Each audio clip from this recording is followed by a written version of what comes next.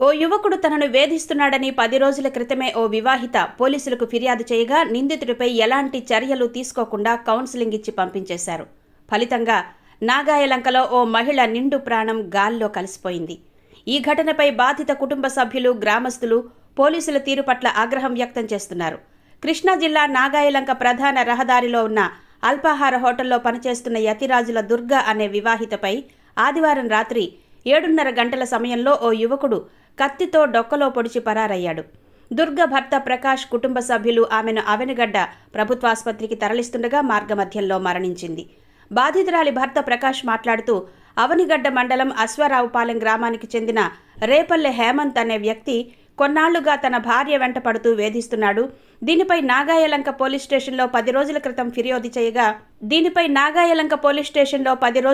ఫిర్యాదు చేయగా పోలీసులు హేమంత్ను పిలిచి మందలించి వదిలేశారని తెలిపారు. ఈ నేపథ్యంలోనే ఆదివారం రాత్రి దుర్గ హోటల్లో పనిచేస్తున్న సమయంలో హేమంత్ హఠాత్తుగా వెనక వైపు గోడ దూకి వచ్చి కత్తితో పొడిచి పారిపోయాడని చెప్పారు.